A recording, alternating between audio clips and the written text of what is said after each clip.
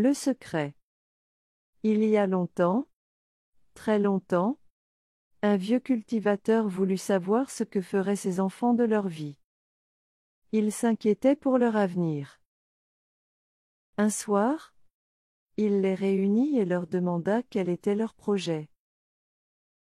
L'aîné déclara: « Je continuerai à cultiver la terre, je veux faire le même métier que toi.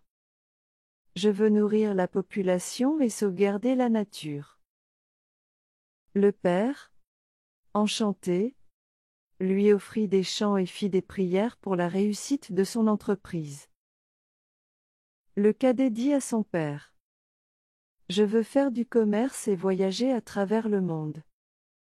J'aime le contact avec les gens, et j'ai envie d'apprendre d'autres langues, de découvrir des cultures et des civilisations différentes. » Le vieux cultivateur, comblé, lui donna un cheval, bénit son fils et le conseilla longuement.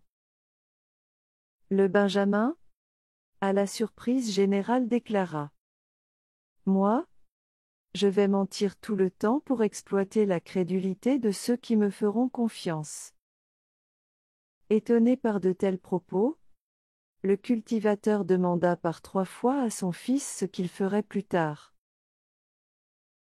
À chaque fois, le fils lui répondit: « Je mentirai pour vivre et m'enrichir. » Découragé, le père ne réussit pas à le faire changer d'avis.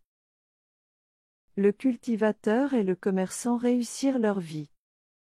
L'un devint un vaillant cultivateur et l'autre un commerçant avisé. Il fut hébergé par une vieille femme.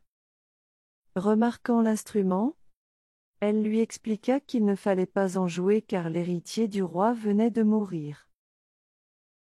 Elle ajouta: « Le souverain est prêt à donner beaucoup d'or et de pierres précieuses à qui lui rendra son fils.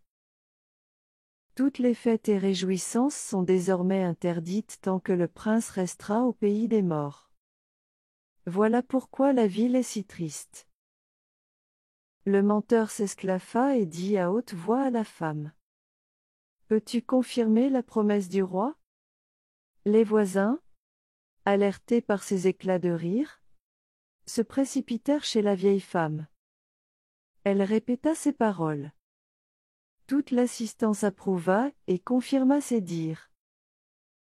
Resté seul avec la vieille femme, le menteur l'interrogea longuement sur la famille royale.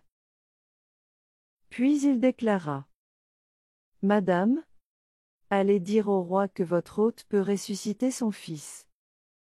Qu'il prépare les cadeaux promis et qu'il fixe le jour où je réaliserai le miracle. » La vieille femme prit le chemin du palais royal.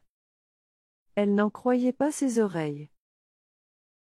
En courant comme une jeune fille, elle franchit la porte du palais sans que les gardes puissent l'arrêter et fit irruption dans la chambre du roi, fort surpris de cette intrusion.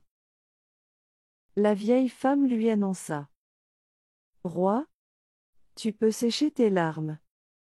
Je ne suis ni folle ni mythomane. Je loge un étranger qui se dit capable de ramener le prince à la vie. » Aussitôt, le roi réunit la cour et ordonna au chef des guerriers d'aller chercher l'étranger. Une fois au palais, l'étranger déclara qu'une belle cérémonie devrait avoir lieu au cimetière pour la réalisation du miracle. Le jour venu, le roi, la cour et toute la population se rendirent au cimetière. On lui désigna la tombe du prince. Le menteur se mit à psalmodier des paroles incompréhensibles et à agiter une queue de buffle. Subitement, il demanda au roi: « Connais-tu Koli, Yoro, Guédel et Djadji ? » « Oui, » répondit le roi. « Je les connais. » Alors, le menteur lui confia: « Je réaliserai 5 miracles au lieu d'un seul. Le prince ne veut revenir au monde des vivants que s'il est accompagné de son grand-père Koli et de ses oncles Yoro, Guédel et Djadji. » Le roi réfléchit un instant et parla discrètement à son conseiller principal. Puis il demanda à la foule de se disperser. Il se tourna vers l'étranger et lui dit : « Laisse le prince royal et sa famille reposer en paix. Tu recevras ta récompense et je te prendrai comme conseiller. » Personne ne comprit la décision du roi de renoncer au retour du prince. Mais le roi avait un secret. Il avait empoisonné son père et ses frères aînés pour accéder au pouvoir rapidement. La réapparition de ces hommes lui aurait posé un sérieux problème. La vieille femme était au courant de toutes ces affaires de famille. Elle avait renseigné l'étranger qui avait ainsi préparé soigneusement son imposture. En échange, elle eut une part importante des cadeaux reçus par le menteur. L'attitude du roi resta énigmatique pour le peuple. Mais tout le monde se réjouit de pouvoir revivre normalement et de retrouver les plaisirs de la fête. Quant au menteur, resterait-il longtemps en vie, dès lors qu'il avait découvert le secret du roi ?